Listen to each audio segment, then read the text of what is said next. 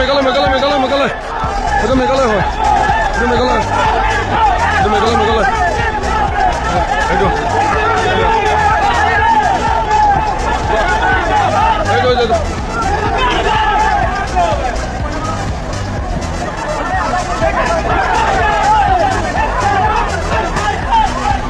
এইটো মেঘালয়বিলাক আহিছে আজি কিবা আলোচনা হ'ব নেকি এইটো আজি কিবা আলোচনা হ'ব আহি গৈছে মেঘালয় মেঘালয় মেঘালয় আহি গৈছে আজি আসামত আজি আলোচনা কিবা মীমাংসা হ'ব পাৰে এইটো আহি আছে খাচী ষ্টুডেণ্ট ইউনিয়নে যিটো কাম কৰিলে 19 তাৰিখে স্বামী বিবেকানন্দৰ ষ্টেচু ভাঙিছে নেতাজী সুভাষ চন্দ্ৰ বসুৰ ষ্টেচু ভাঙিছে মানে তেওঁলোক কোনো এটা সম্প্ৰদায় বা জাতি বা ধৰ্মৰ নহয় তেওঁলোক ভাৰতৰ হিৰো ভাৰতৰ মৰ্যাদা ভাৰতৰ গৌৰৱ আৰু ভাৰতৰ প্ৰতিষ্ঠাতা ঠিক যেনেকৈ লাচিত বৰফুকন কেৱল অসমৰ নহয় বীৰ টিকেন্দ্ৰজিৎ যেনেকৈ কেৱল মণিপুৰৰ নহয় শিৱাজী মহাৰাজ যেনেকৈ কেৱল মহাৰাষ্ট্ৰৰ নহয় বা মাৰাঠীসকলৰ নহয় এপিজে আব্দুল কালাম যিধৰণে কেৱল মুছলমানৰ নহয় তেওঁলোক নেশ্যনৰ হিৰো আমাৰ ভাৰতৰ হিৰো তেওঁলোকৰ গৌৰৱ নষ্ট কৰা তেওঁলোকৰ প্ৰতিমূৰ্তি নষ্ট কৰা মাটিত পেলাই দিয়া এই গোটেই কথাটো তাৰমানে anti Indian activities anti national activities important কথাটো হ'ল যে অসমখন সদায় অসম আৰু উত্তৰ পূৰ্বাঞ্চল সদায় আমি বিভিন্ন সময়ত দেখি আহিছোঁ ইফালে বাংলাদেশ আৰু ইফালে চাইনাৰ পৰা সাংঘাতিক ধৰণৰ টৰ্চাৰত আছে প্ৰেছাৰত আছে আমি আন্তঃৰাষ্ট্ৰীয় সীমাৰ ওচৰত আছোঁ আৰু এই দুইখন ৰাষ্ট্ৰই আমাক সাংঘাতিক ধৰণে প্ৰেছাৰ কৰি আছে আৰু তেনেকুৱা এটা সময়ত খাচী ষ্টুডেণ্ট ইউনিয়নৰ নিচিনা এই যিবিলাকক কৈছোঁ this is not a student organisation rather it is a group of terrorist minds চ' এই গোটেইবিলাকে কি কৰিছে গোটেই এণ্টি নেশ্যনেল গোটেই এক্টিভিটিছবিলাক মানে ছেপাৰেটিষ্ট মেণ্টেলিটি এই কথাবিলাক এনকাৰেজ কৰিছে আৰু এই গোটেই বিষয়টোৱে ফৰেইন কাণ্ট্ৰিবিলাকক ফৰেইন এজেঞ্চিবিলাকক যিবিলাক ভাৰতৰ এগেইনষ্টে আছে সিহঁতক এনকাৰেজ কৰিব তাৰ আগতে মই দুটামান কথা ক'ব বিচাৰিছোঁ দাদা আচলতে আমি যদি চাওঁ এই বস্তুটো নিউজ মাধ্যমত আপোনালোকে বাতৰি প্ৰচাৰ কৰিছে বা সংবাদ জগতে যেনেকৈ বাতৰি প্ৰচাৰ কৰিছে তেওঁলোকে এটা কথা কৈছে চালকৰ সংগ্ৰাম আচলতে চালকৰ সংগ্ৰাম নহয় এইখন হৈছে অসম আৰু অসমীয়াৰ ওপৰত কৰা আক্ৰমণৰ বাবে প্ৰতিবাদী সংগ্ৰাম মই এইবাবেই কৈছোঁ যে তাত যিটো প্ৰথমবাৰৰ বাবে ভিডিঅ' আহিছিল সেইখন এখন আছিল ব্যক্তিগত বাহন আৰু যিজন মানুহে গাড়ীখন লৈ গৈছিল তেওঁ আমাৰ এজন অসমৰে দাদা অসমৰে ভাই আছিল তো তেওঁৰ গাড়ীখন ভগা হ'ল তেওঁকো আক্ৰমণ কৰা হ'ল তাৰপিছত নিশ্চয়কৈ যেতিয়া বাণিজ্যিক বাহনৰ চালকসকলে এই কথাটোত অকণমান মাতবোল দিছিল তেতিয়া লক্ষ্য কৰি লৈছিল এই বাণিজ্যিক বাহনখিনি আৰু মই এই বস্তুটো এনেধৰণৰ এবাৰ চাওঁ যে ক'ৰবাত নহয় ক'ৰবাত KSU খাচী ষ্টুডেণ্ট ইউনিয়নৰ সেই দুষ্কৃতিকাৰীয়ে আচলতে এনেকুৱা এটা সিহঁতে ৰুটমেপ তৈয়াৰ কৰিব পাৰে যিটো ৰুটমেপৰ দ্বাৰাই মানে তেওঁলোকে এই যি গোটেই গণ্ডগোলীয়া এটা পৰিৱেশৰ সৃষ্টি কৰিলে কথাটো এনেধৰণৰ যে আমি যদি অসমৰ বাহনখিনিক লক্ষ্য কৰি লওঁ তেতিয়াহ'লে অসমৰ সংগঠনবিলাকে আমাৰ ৰাস্তাটো ব্লকেজ কৰিব অৱৰোধ কৰিব এতিয়া অৱৰোধ কৰিলে তেওঁলোকৰ চৰকাৰে তেওঁলোকৰ লগত কথা পাতিবলৈ বাধ্য হ'ব আচলতে বাধ্য হোৱা নাছিল লক্ষ্য কৰিব লাগিব এইটো কথা যে বহুদিন ধৰি তেওঁলোকৰ প্ৰতিবাদ আছিল সময়সীমা বান্ধি দিছিল তাৰপিছত তাৰ চৰকাৰে আচলতে তেওঁলোকক সময়সীমাত কাম কৰা নাই নকৰাৰ কাৰণে এই কামটো কৰাৰ 5 দিনাই কিন্তু লক্ষ্য কৰিব আমি পথ অৱৰোধ কৰিছোঁ লগালগ তাৰ পৰা তেওঁলোকৰ পৰা শুনিছোঁ যে তেওঁলোকে আলোচনাত মিলিত হ'বলৈ ৰেডি হৈছে এইটো এটা কথা হ'ব পাৰে এতিয়া এই যে অৱৰোধ কোনেও ইচ্ছাকৃতভাৱে কৰা বস্তু নহয় আচলতে অসম আৰু অসমীয়াৰ ওপৰত অত্যাচাৰ একমাত্ৰ মেঘালয়ে নহয় আপুনি যদি লক্ষ্য কৰে দাদা চুবুৰীয়া ৰাজ্য অৰুণাচলেই কওক নাগালেণ্ডেই কওক মেঘালয়ে কওক মই সেইকাৰণে আৰম্ভণিতে কৈছোঁ যে আমাৰ 7 ভনীৰ সম্প্ৰীতিৰ কথা কোৱা হয়তো 7 ভনীৰ সম্প্ৰীতিটো ক'ত গ'ল এতিয়া সেইদিনা অৰুণাচললৈ গৈ আছোঁ মই অকণমান সময় ৰখাইছোঁ কাৰণ কিয় মই মেঘালয়ৰ যিজন আবদ্ধ ব্যক্তি তেওঁৰ ওচৰলৈ অকণমান যাম আশ্ৰাফুল তেওঁ পৰিয়ালসহ আবদ্ধ হৈছে তেওঁৰ ভাষ্যটোৰ পিছতে মই আকৌ আহিম হয় আশ্ৰাফুল আলম আপুনি শুনি আছে হয় নিশ্চয় শুনা পাই আছোঁ মই বেছি সময় নলওঁ কাৰণ আপুনি পৰিয়ালসহ আবদ্ধ আছে আৰু এই মুহূৰ্তত হয়তো গাড়ীৰ ভিতৰৰ পৰা আপুনি কথা কৈছে নহয় জানো হয় হয় আশ্ৰাফুল মেঘালয়লৈ বা শ্বিলঙলৈ কিয় যোৱা হৈছিলে আৰু এতিয়া কি পৰিস্থিতিৰ সন্মুখীন হৈছে কেনেদৰে আছে চমুকৈ আপোনাৰ পৰা জানিব বিচাৰিম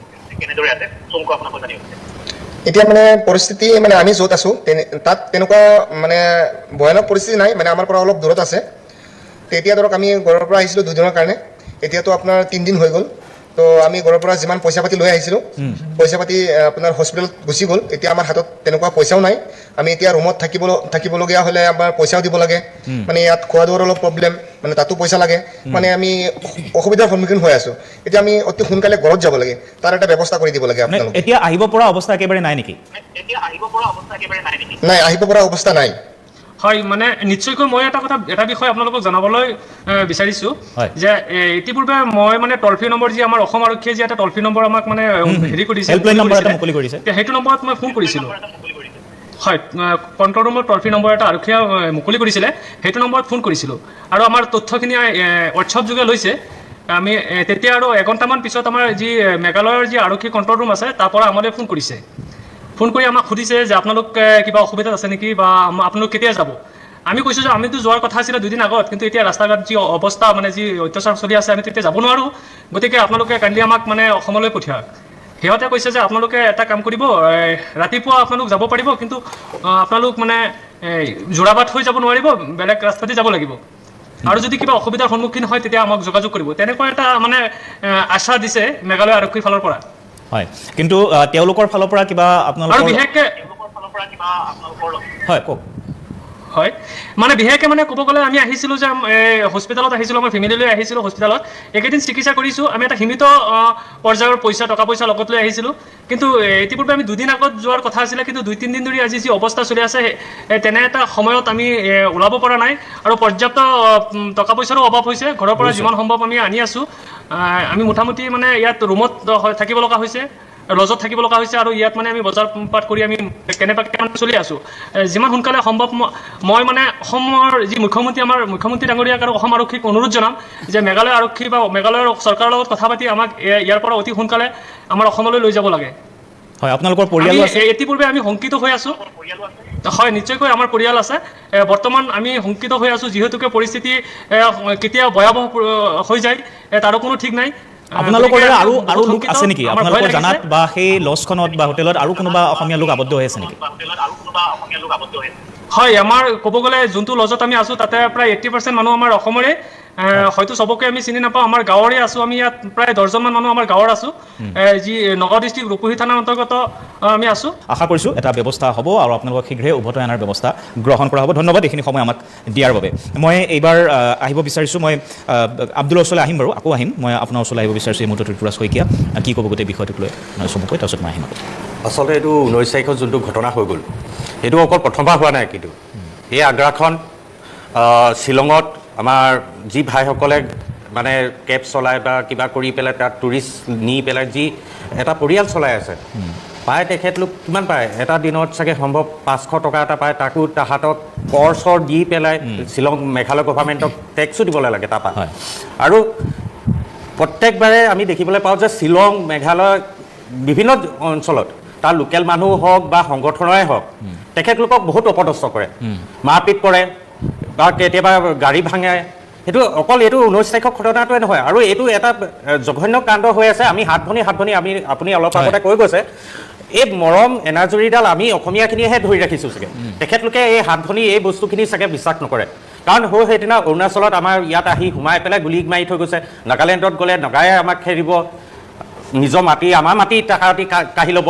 কিন্তু এই চৰকাৰখনক প্ৰশ্ন এটা কৰিবলৈ মন গৈছে যে এই বিজেপি চৰকাৰখনে কৰি আছে কি? পোনপটীয়া প্ৰশ্ন যে আমাৰ অসমক ইনাৰলেণ্ড পাৰ্মিট লাগে বুলি যে আমি এশবাৰ যে চিঞৰি থাকোঁ, এই ইনাৰলেণ্ড পাৰ্মিট লাগে এই কাৰণটোতে, যাতে এই সীমা যোনটো ভেদ আছে বা যোনটো আগ্ৰাসন কৰি থাকে আমাৰ অৰুণাচল, নাগালেণ্ড, মেঘালয়, আমাৰ অসমীয়া ভাই ভনীসকলক এনেকৈ যে আগ্ৰাসন কৰি থাকে, এই বস্তুটো যদি কিবা এটা ছেটেলমেণ্ট কৰিবলৈ আছে তাৰ কাৰণে ইনাৰলেণ্ড পাৰ্মিটটো লাগিব। ইনাৰলেণ্ড পাৰ্মিটৰ দাবী পূৰ্বে উত্থাপন হৈ আহিছে বা মেঘালয়ৰ তৰফৰ পৰা সেই দাবী তেওঁলোকেও উত্থাপন কৰি আহিছে। যেনক মই আকৌ আহিম আপোনাৰ ওচৰলৈ। মই এইবাৰ দেৱজিৎ মহন্ত ডাঙৰীয়া এখেতে এটা প্ৰশ্ন কৰিছে চৰকাৰখনলৈ, গতিকে বিজেপিৰ প্ৰতিনিধি হিচাপে আপোনাৰ পৰা জানিব বিচাৰিম, গোটেই বিষয়টোত কিন্তু সাধাৰণ লোক ভুক্তভোগী হ'বলগীয়া হৈছে। এটা জাতীয় সংগঠন মেঘালয়ৰ খাচী ষ্টুডেণ্ট ইউনিয়ন, এগৰাকী শাসকীয় দলৰ প্ৰতিনিধি হিচাপে মোৰে মনত এটা প্ৰশ্নৰ উদয় হয়। প্ৰতিবাদ গণতন্ত্ৰৰ মাধ্যম, প্ৰতিবাদ কৰিব পাৰে। তেখেতসকলে বিভিন্ন কাৰণত 19 আগষ্টত শ্বিলঙত প্ৰতিবাদ কৰিছে, তাৰ লগত তেখেতসকলৰ এইটো নিজা বিষয়, মই সেই বিষয়ত মাত নামাতোঁ। প্ৰশ্নটো হৈছে যিটো ভিডিঅ' আমি দেখিবলৈ পাইছোঁ বিভিন্ন সামাজিক মাধ্যমত, তেখেতসকলে মাস্ক কিয় পিন্ধিছে? কলা পোচাক পৰিধান কৰি গণতান্ত্ৰিক ব্যৱস্থাত অগণতান্ত্ৰিকভাৱে ব্যৱহাৰ কৰিছে নেকি? মোৰ এনেকুৱা ক্ষেত্ৰত দ্বিতীয়টো প্ৰশ্নৰ উদয় হয়, প্ৰতিবাৰে কিয়, যদি আমি খুব সূক্ষ্মভাৱে বিচাৰ কৰোঁ, ক'ৰবাত নহয় ক'ৰবাত যি KSU অৰ্থাৎ খাচী ছাত্ৰ সংগঠন, তেখেতসকলে কিয় প্ৰতিবাৰে প্ৰত্যেকটো ঘটনাৰ লগত প্ৰত্যক্ষ বা পৰোক্ষভাৱে জড়িত হৈ থাকে? আৰু প্ৰতিবাৰে কিয় আমাৰ কেব চালক হওক বা অসমৰ পৰা যোৱা যি আমাৰ তাত যায় তেখেতসকলক টাৰ্গেট, অসমৰ AS বাহনক বা অসমৰ পৰ্যটকক কিয় টাৰ্গেট কৰা হয়? প্ৰতিবাদ কৰিবলৈ গৈ মই যে তাত ভিজুৱেল দেখিছোঁ যে সুভাষ চন্দ্ৰ বসু বা স্বামী বিবেকানন্দৰ মূৰ্তি ভাঙিছে। এই প্ৰতিবাদৰ লগত তেখেতসকলৰ মূৰ্তি ভাঙাৰ কি জড়িত আছে, ইয়াৰ লগত কি সম্পৰ্ক আছে? তাততো একো সম্পৰ্ক থাকিব নালাগে। গতিকে ক'ৰবাত নহয় ক'ৰবাত তৃতীয় শক্তি জড়িত হৈ আছে নেকি, প্ৰথম প্ৰশ্ন আমাৰ সেইটো হয়।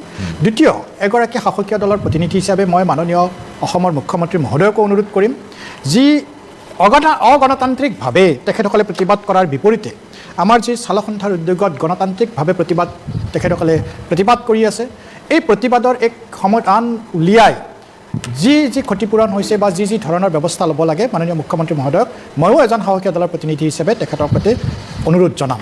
কিন্তু এটা কথা ঠিক যে এই অসম মেঘালয় ক'ৰবাত নহয় ক'ৰবাত এনেকুৱা হয় ধৰ্মীয় এক ৰাজনীতি জড়িত হৈ আছে নেকি, ক'ৰবাত সন্দেহ হয়। এইকাৰণে হয় প্ৰত্যেকবাৰে এটা পাৰ্টিকুলাৰলি আজি আমাৰ ইয়াত যেতিয়া এই প্ৰতিবাদটো হৈছে, আমাৰ কোনে ইয়াত আগভাগ লৈছে? আমাৰ ষ্টুডেণ্ট ইউনিয়নেতো লোৱা নাই। যিয়ে ভুক্তভোগী কোনে? আমাৰ এই চালক সন্থা তেখেতসকলে লৈছে। কিন্তু তাততো সেইটো হোৱা নাই। তাত প্ৰতিটো আপুনি যিমানবাৰ হৈছে প্ৰতিটো ক্ষেত্ৰতে ষ্টুডেণ্ট ইউনিয়ন কিয় জড়িত হৈছে? প্ৰব্ৰজনকাৰী তাত নিশ্চয় ডেফিনেটলি তাত এনেকুৱা ইউনিয়নো আছে, যেতিয়া প্ৰব্ৰজক যায় বা টুৰিষ্ট যায়, টুৰিষ্ট ইউনিয়ন আছে। কিবা সমস্যা হয় তেখেতসকলে চৰকাৰৰ সন্মুখত দাঙি ধৰক, তেখেতসকলে আমাৰ চালক সন্থাৰ লগত কথা পাতক। কিন্তু ইয়াততো আমি সেইটো কৰা নাই।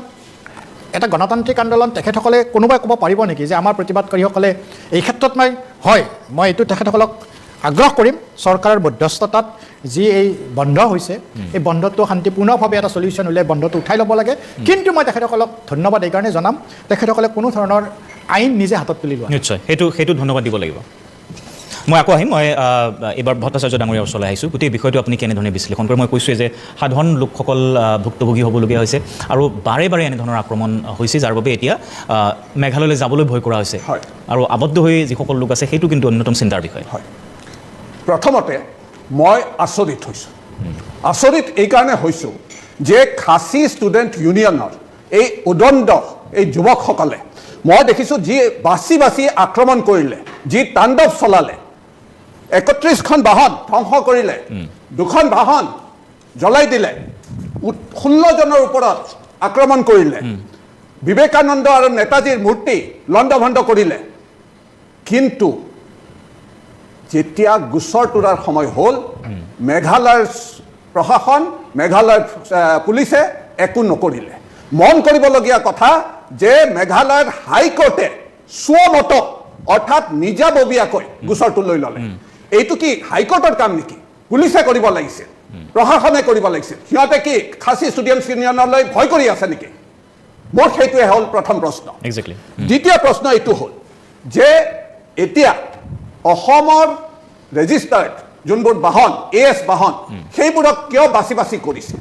কাৰণ মই ভাবোঁ আৰু মোৰ মতে এইটো যে খাচী ষ্টুডেণ্ট ইউনিয়নে যোৱা প্ৰায় 2 সপ্তাহৰ পৰা 5 দফীয়া এটা কাৰ্যসূচী লৈ ডিমাণ্ড লৈ সিহঁতে এটা আন্দোলন কৰি আছিল। যেতিয়া দেখিলে যে মেঘালয় চৰকাৰে গুৰুত্ব দিয়া নাই, তেতিয়াহ'লে সিহঁতে এটা পাঠ বাছি ল'লে, এটা ৰাস্তা ওলাই ল'লে যে আমি এই উদণ্ডালি, এই তাণ্ডৱ কৰিম। আৰু যেতিয়া হিংসা হ'ব তেতিয়া অসম চৰকাৰৰ পৰাও প্ৰেছাৰ আহিব আৰু চৰকাৰে আমাৰ লগত আলোচনাত বহিব। আৰু সেইটো আজি আমি দেখা পালোঁ যে মেঘালয় চৰকাৰে এতিয়া খাচী ষ্টুডেণ্টছ ইউনিয়নক সিহঁতৰ 5 দফীয়া যোনটো ডিমাণ্ড আছিল সেইটোৰ কাৰণে আলোচনাত মাতিছে। संजय जी, यही क्वेश्चन है, मेघालय की जी पुलिस और प्रशासन जो है, एडमिनिस्ट्रेशन जो है, वो लोग जब ये हो रहा था तब उन लोगों का जो करना चाहिए था वो लोग नहीं किया, ऐसा सब लोग बोल रहे हैं। और उसके बाद अभी कार्रवाई शुरू किया है, लेकिन उन लोगों का जो करना चाहिए था, पुलिस का जो काम है वो इतना स्ट्रिक्ट नहीं होता है इस मामले में। या फिर अभी जो यहाँ पे स्टूडियो में बोला कि KSU को, खासी स्टूडेंट यूनियन को क्या डरते हैं वो लोग?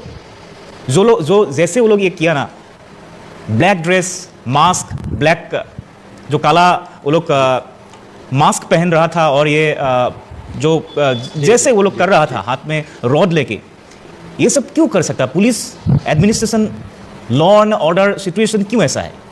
मैं और एक क्वेश्चन उसके हाँ कर सकते हैं। और एक क्वेश्चन है आपके लिए, क्वेश्चन नहीं, मैं सिर्फ जानना चाहती हूँ जब ये वायलेंस हुआ था तब मेघालय पुलिस ने केस क्यों रजिस्टर नहीं किया? क्यों हाईकोर्ट ने सो मोटो केस लिया? हाँ, हाईकोर्ट ने क्यों सो मोटो केस लिया?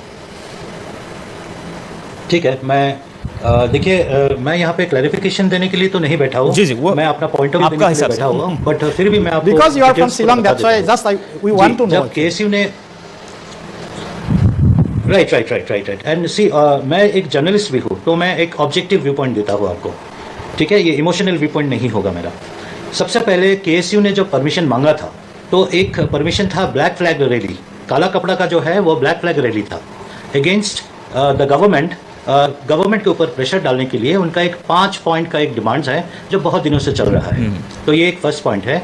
और जब डिस्ट्रिक्ट एडमिनिस्ट्रेशन या डिस्ट्रिक्ट मजिस्ट्रेट के पास परमिशन के लिए वो लोग गए केएसयू, तो उसके बाद क्या हुआ कि परमिशन में ये एश्योरेंस दिया गया केएसयू की तरफ से कि ये पीसफुल रैली होगा।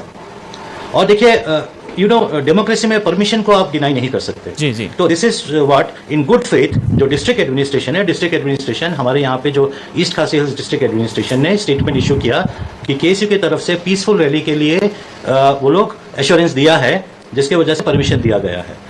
अब जब रैली निकला, पुलिस प्रेजेंस था, बट पुलिस प्रेजेंस आपको पता है सेम सिचुएशन आसाम पुलिस में है और मेघालय पुलिस में है। देखिए कौन किसका माइंडसेट कैसे होगा, आप कैसे डिसाइड कर सकते हैं? पुलिस प्रेजेंस था, बट ये एक शिलोंग के एक बहुत बड़ा एरिया से गुजरा ये जो रैली है, और ये जो इंसिडेंट हुआ ये स्पॉरेडिक हो गया, स्पॉन्टेनियस था ये। मैं नहीं बोलूंगा कि ये प्री प्लान था, बट ये हो गया उस वक्त एग्जैक्टली उसी एरिया में हुआ जहां पे पुलिस प्रेजेंस नहीं था। देखिए सब लोग स्मार्ट होते हैं, कोई पुलिस के सामने में डायरेक्ट करेगा नहीं। और आपको भी पता है कि ये देखिए पूरा कंप्लीट सिक्योरिटी कवर देना किसी भी पुलिस फोर्स के लिए पॉसिबल नहीं होता है। आप हर कॉर्नर में, आप हर गली में, आप हर लोकेलिटी में, आप हर एरिया में पुलिस डिप्लॉयमेंट नहीं कर सकते। तो यही हुआ, इसका एडवांटेज लिया गया, जिसके वजह से ये इंसिडेंट पुलिस का हाईकोर्ट क्यों इन्वॉल्व हुआ? देखिए हाईकोर्ट इन्वॉल्व होने से पहले जी वो फॉल्ट तो था, जी आई एग्री, लैप्सेस है। इनफैक्ट देखिए कल शाम को, रात को 8:30 को हमारे यहाँ पे डिस्ट्रिक्ट मजिस्ट्रेट और डिप्टी कमिश्नर ईस्ट खासी हिल्स के मिस्टर अभिषेक बरनवाल, उन्होंने स्टेटमेंट दिया कि हमारे यहाँ पे लैप्सेस हुए हैं, शॉर्ट कमिंग्स हुआ है डिस्ट्रिक्ट एडमिनिस्ट्रेशन की तरफ से। वो लोग एंटिसिपेट नहीं कर पाए कि इस स्केल का हो जाएगा, क्योंकि प्रॉमिस था पीसफुल रैली के लिए, इसीलिए परमिशन दिया गया था। ओके। आज जो फ्राइडे को भी एक रैली होना था पुलिस बाजार में, जिसका परमिशन कल कैंसिल कर दिया गया। तो और इमीडिएटली जो परसों को जो इंसिडेंट हुआ, 19 अगस्त को जो इंसिडेंट हुआ, उसके साथ इमीडिएटली टोटल 15 एफआईआर लॉन्च किया गया है। एक्शन हुआ है, सिचुएशन कंट्रोल करने की तरफ से कोशिश की गई। यस, एक्शन बाद में हुआ है, एक्शन नो डाउट बाद में हुआ है, बट पुलिस एक्शन इंसिडेंट के बाद में लेती है, इंसिडेंट से पहले नहीं ले सकती। प्रीएम्प्टिव होना चाहिए था, सिक्योरिटी कवर अच्छा होना चाहिए था, टाइटर बेटर सिक्योरिटी होना चाहिए था, ये हम सब लोग बोल रहे हैं। इसलिए शिलोंग का जो जनरल पब्लिक है, द पब्लिक ऑफ शिलोंग, सिर्फ ये हमारा सोसाइटी नहीं है, एवरी सोसाइटी, इनफैक्ट द खासी सोसाइटी, ये भी इस वायलेंस को कंडेम कर रहे हैं। वो लोग बाहर आए हैं, केएसयू के अगेंस्ट में बात कर रहे हैं, वायलेंस के अगेंस्ट में बात कर रहे हैं। ये जो सिलेक्टिव टारगेटिंग है, इसका जो चल रहा है अभी इशू, उसके अगेंस्ट में सब लोग बोल रहे हैं। टूरिज्म के तरफ से, टूरिज्म स्टेक होल्डर्स, मेघालय का एक बहुत बड़ा सेक्टर, बहुत बड़ा पॉपुलेशन टूरिज्म के ऊपर में डिपेंडेंट है, खासकर आसाम टूरिज्म के ऊपर में, आसाम से जो हमारे यहाँ विजिटर्स आते हैं। तो टूरिज्म के तरफ से भी एक बहुत स्ट्रांग मैसेज गया है कि ये जो बार बार हो गया है अभी और टॉलरेट नहीं करेंगे। आशा है कि फ्यूचर में गवर्नमेंट के लिए एक बहुत बड़ा लेसन है। जी आपके लिए जी। और पहला ये है, मैं आपसे सहमत एक चीज पे नहीं हूँ, जैसे हम लोग या अथॉरिटीज परमिशन देते, खासतौर पे एडमिनिस्ट्रेशन जब परमिशन देते, तो वो लोग परमिशन देते तो रूट दिया जाता है कि KSU will take out a bike rally from point A to point B to point C and follow this route. तो इसलिए जब परमिशन ऐसे रूट पे ही देते हैं, तो फिर उस रूट पे पुलिस का जो बंदोबस्त है वो होना चाहिए था। नंबर 1 वो होना चाहिए था, वो मैं समझता हूं कि एक कमियां है। दूसरी चीज ये है कि हाई कोर्ट ने जब सुओ मोटो लिया, और आपको पता होगा कि पुलिस ने जब केएसयू ऑफिस पे गया और वहां पुलिस के पार्टी के ऊपर एक पेट्रोल बॉम्ब डाला गया, उसके बाद सीरीज ऑफ एफआईआर लॉन्च किया, उससे पहले एफआईआर लॉन्च नहीं किया था। तो मेरा ये 2 पॉइंट आपके लिए है। और कभी भी आसाम, आपने जो बोला ना कि आसाम पुलिस जी, जी। आसाम पुलिस भी देखिए, होता तो ऐसा ही होता, कभी ये हमने एक देखा सीरीज नहीं, ऑफ हम लोग एक्शन जन्म से मैं आसाम से मेघालय पुलिस को डिफेंड नहीं करूंगा। मेघालय पुलिस की तरफ से लैप्सेस हुआ है, रूट सामूहिक पहले से A मैप to किया गया था, from route A to route B to route C to route D, ये पूरा क्लियर था रूट ए। बट आप ये चीज इमेजिन करके चलिए, जब बाइक रैली निकला 500 to 600 बाइकर्स है, आप 500 to 600 पुलिस पर्सनल को कैसे डिप्लॉय करेंगे? आप मैन टू मैन मार्किंग कैसे करेंगे? रूट से डाइवर्ट होकर के जब अगर कोई वायलेंस करता है, मेन रोड से निकल करके डाइवर्ट होकर के आप राइट और लेफ्ट को जाकर के कोई अगर किसी गाड़ी को अटैक करता है, किसी चलने वाले व्यक्ति को असर्ट करता है, तो आप उस चीज़ को कैसे रोक सकते हैं? So it is not possible. हाँ, पुलिस की तरफ से सिक्योरिटी कवर बेटर होना चाहिए था, ये तो हम लोग बार बार बोल रहे हैं, हम लोग एडमिट कर रहे हैं, और हम लोग भी पुलिस के खिलाफ ये स्टोरीज हम लोग निकाल रहे हैं कि लैप्सेस हुआ है। तो व्हाट हैपेंस इज, ये जो रात को जब तीन के जो top KSU leaders, KSU president, KSU vice president और केएसयू जनरल सेक्रेटरी, ये तीनों के अरेस्ट के बाद जब केएसयू हेड ऑफिस में रेड किया गया, तो पुलिस वेयर एक्सपेक्टिंग, देखिए वो राइट गियर में गए थे, वो तैयारी करके गए थे, टीयर गैस लेकर के गए थे, एंटीसिपेटिंग ट्रबल। उनको पता था कि ये ट्रबल होने वाला है।